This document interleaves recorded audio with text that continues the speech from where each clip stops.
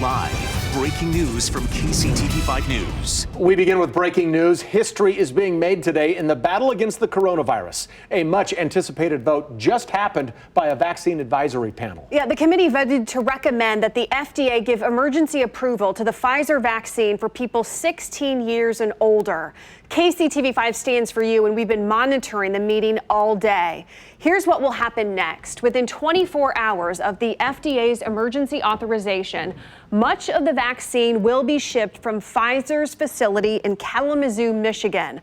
First, going to hospitals and pharmacies across the country that partnered with the federal government and that can store it. Next, healthcare workers and residents in long-term care facilities are going to be at the top of the list to get the vaccine. But that timeline could depend on which state you live in. The highly anticipated vote happened on a day when the United States set a record for the number of deaths. More than 3,000 Americans died on Wednesday because of COVID-19.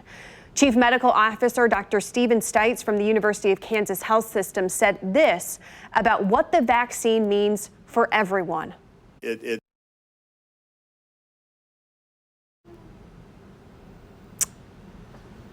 Remember, ultimately, this is your question.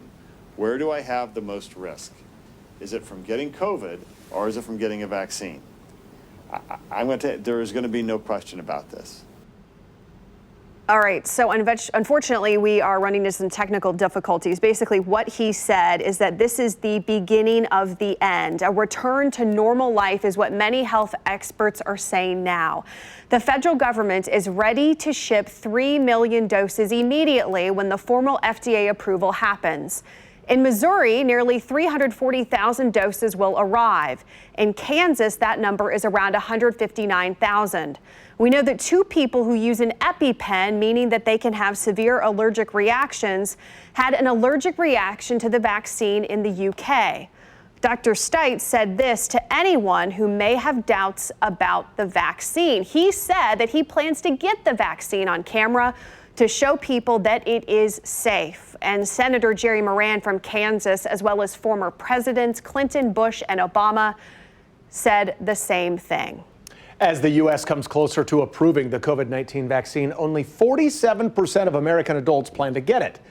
Take a look at this new study by the Associated Press, where 26% of Americans say they will not be getting the vaccine. And then breaking it down further, 18% of those not getting it are men, while 33% are women.